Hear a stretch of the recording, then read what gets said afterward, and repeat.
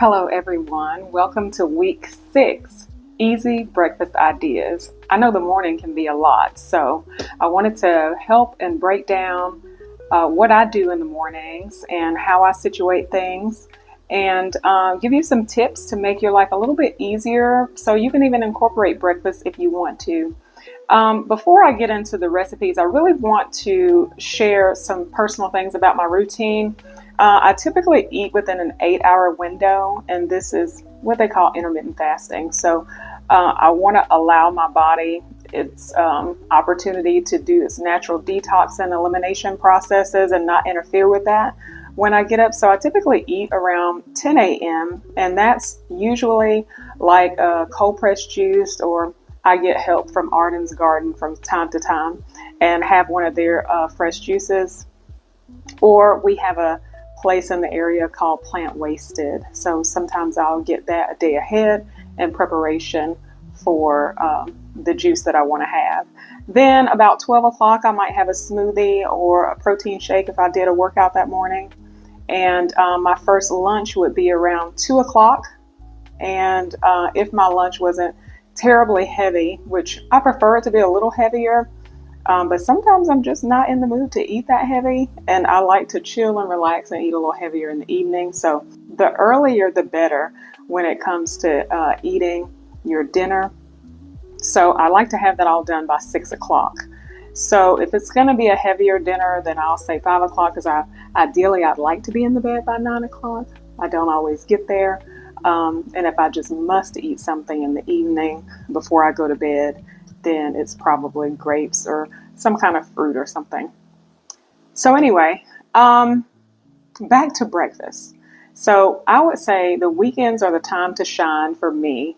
And one of my favorite things to have for breakfast, I guess I would say it's a little non-traditional, depending on, I guess, what part of the world you're in. So I like grits.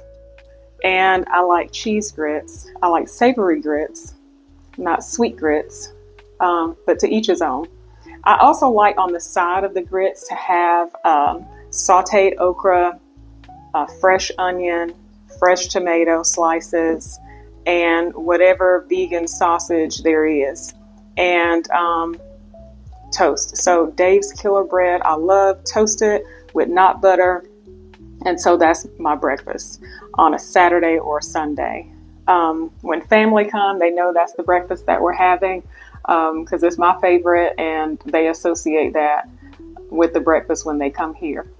On the grits, or if you're cream of wheat or whatever it is that you like for a hot portion of your breakfast, those things can be made ahead of time and reconstituted. So I used to make batches of grits for one of the restaurants that I worked in for the week, and then we reconstitute those grits. Personally, I like to do not cream or broth in my grits and put salt and pepper, onion powder, garlic powder, or you can use fresh onion, minced garlic, or shallots even, so that it's not terribly strong on the garlic, but I like it that way. Of course, I'm not eating my breakfast until 2 o'clock if I made that ahead of time and I'm eating it during the week. And I just take my time to eat breakfast on the weekend. So there's plenty of fiber. It feels like a great breakfast plate. And that's an option for you if you like. Tofu scramble is one for weekday or weekend. You can do bell peppers and onions, and you could call it a wrap and roll. So whatever it is you decide to put in there, you can change the insides. I heavily season tofu because it's so bland for good reason, and you can make it taste like whatever you want it to taste like. Nutritional yeast is one of the main things that I put in my tofu. And you can also do garlic, onion powder, all the things, salt, pepper, whatever. But I saute my vegetables first, all the color peppers, whichever kind of onions you want, and whatever you would normally put in like an omelet if you used to eat omelets, or you still do and you're transitioning, then you can saute those vegetables first, jalapenos, any of that, and then you throw your tofu in there and your nutritional yeast and turmeric if you want the color even a brighter yellow. It's not really necessary. I like to put coconut aminos in there. That's really good. Not so heavy on the salt if you're going to use a coconut amino or a soy-based product like I can't even think of the name. Soy sauce. If you wanted to put a soy sauce, you could do that. All right, so this is heavy on the protein, and you get quite a few vegetables in there.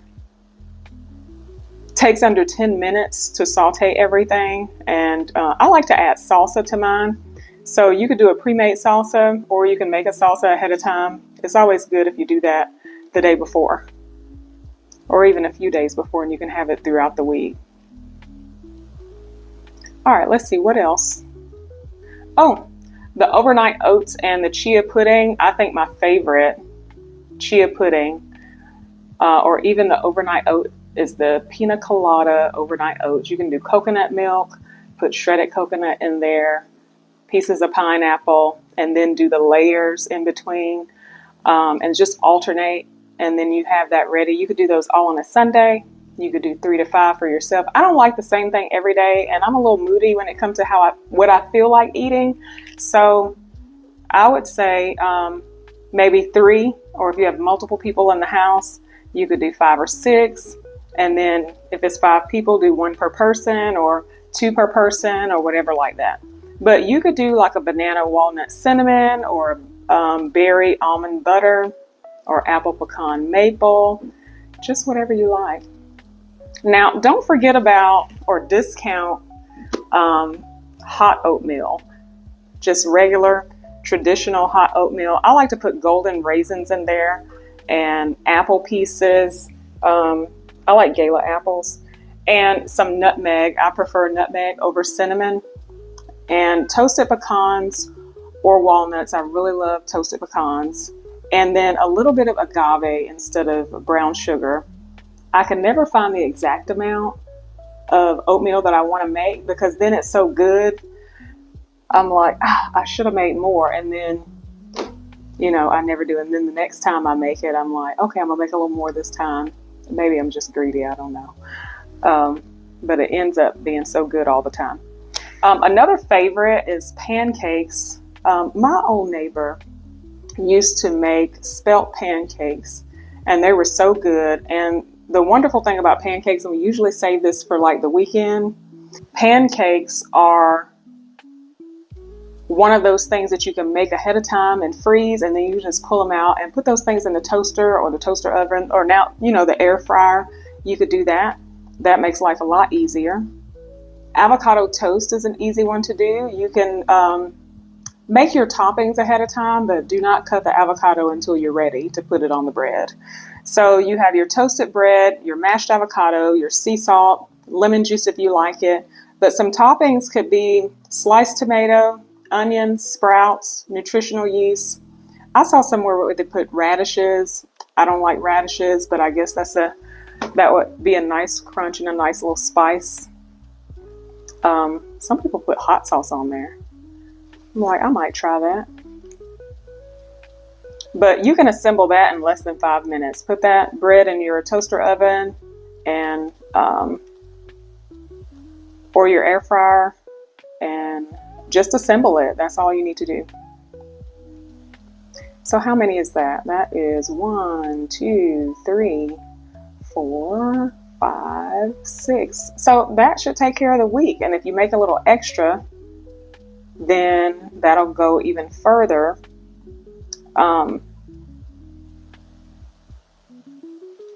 When my boys were small, or whoever the kids were that lived at our house, I actually cooked breakfast every single day during the weekday. And I guess I was a little backwards, but I just was really dead set on making sure they had a decent breakfast before they go to school. And do you know they ate breakfast when they got to school too? I'm like, y'all are just greedy. But the weekend was cereal time, and I bought this brand called Mom's Best Cereal. And so they love the cereal because it was reminiscent of some of the brands that we used to eat. And then they turn around and say, are you cooking breakfast? I'm like, no, I cook breakfast on the weekday. You can learn how to cook breakfast on the weekend if you want it. So I kind of miss that, actually. All right, so let's talk about some quick tips to make this work for you, because the mornings can be so hectic, and I used to get up so early, to do it before I did all the prep. I would prep and make my life easier for the dinners and lunches, but I didn't always prep for the breakfast. I found myself spending a lot of time, a lot of extra time that I really didn't need to. But you can set aside 10 minutes before you go to bed. One thing that we did used to do when we had smoothies, because they would have a small smoothie. I don't have a cup here, but they would have like a 8-ounce or 12-ounce smoothie to go with their breakfast every day. They were athletes, and so I guess that would explain why they're always hungry. But on Sunday, when we went to do all of the grocery shopping, I get the small freezer bags, the quart size, and they would help me put all the mixtures of berries and bananas and whatever. So you have like the mixture for your smoothie already set and ready to go. So all we had to do was put the nut milk or water or whatever we were going to add as the liquid and just dump it in there. So that made it a lot easier. It was something they can do. It was all measured out. I was sure the number of servings based on the size and how much it would make and all of that. So a lot of times they were responsible for getting that started.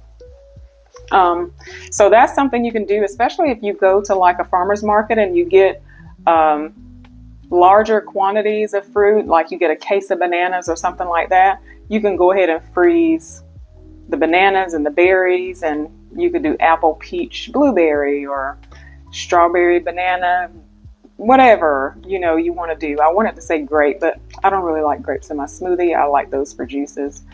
You could designate 2 or 3 main breakfast items. So say during the week you want wraps and the chia pudding, or you want grits and wraps, and you want to build your breakfast around those things, and then you could just rotate them. So you could choose the 2 or 3 things and then alternate by day, or you can have the first 2 days one thing, the second 2 days another thing, and let the kids have the cereal. I don't like to give the kids cereal for the sugar content ahead of going to school, but however you want to do. I batch cook on Sundays for sure. You can cook a big pot of grits or a big pot of oatmeal if that's one of the things that you'll have every day. You could have oatmeal alongside of your protein or have it with a wrap. You could pre-slice your tomatoes and onions and fruit, of course, but you can also pre-cook your knot sausage and your scramble. So you could do the sausage on the side with the scramble, or you could have the knot sausage separate from that, but you could prep all of that ahead of time and just heat it real quick and put it in your wrap. Your smoothies, of course, are blend and go. You could, if you had a blender, and well, my blender is probably too big. I would have to adjust the shelving on the refrigerator to get the Vitamix blender in there, but you could put all of your blender ingredients in there and stick it right in the fridge, and then all you have to do is grab the blender out in the morning. To me, I just take it right out of the freezer because they liked it to be kind of slushy, I guess, and so it rarely went from the refrigerator to the blender. It usually goes from the freezer to the blender. That's why I started using half water and half not milk, because it takes so much more liquid to make the smoothie whenever you're using frozen ingredients. The mason jars are so helpful. If I'm doing my own juice, then ideally I'd like to juice my juices each day and then drink them right away.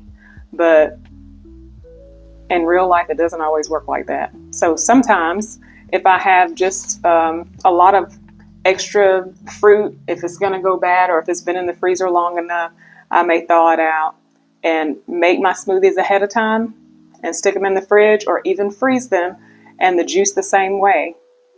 In the small, not this size mason jar, but maybe the pint size mason jar. All right, so this can work. I would say make sure you're hydrating before you eat, especially in the mornings. When I get up, I typically try to, if I'm not just drinking straight water, and I keep it by my bed and some glass for sure, drink some water or some water with lemon in the morning to kind of get your digestive system really going. And because you haven't drank anything or eat anything all night, so you've actually been fasting as you sleep.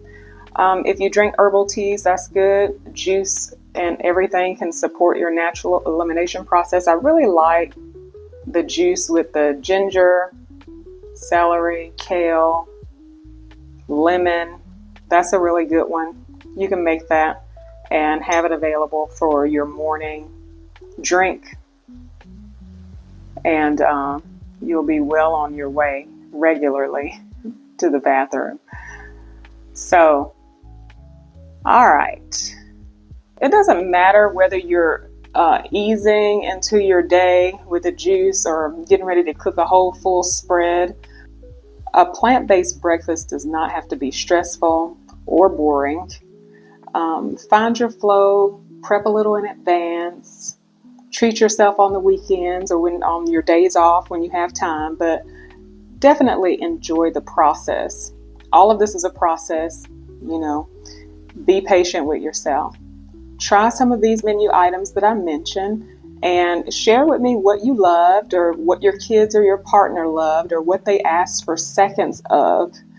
And don't forget to like and subscribe to the channels and drop your favorite plant-based recipe and let me know what you came up with because I want some new ideas too. All right, I appreciate you hanging out with me today. And until next time, enjoy.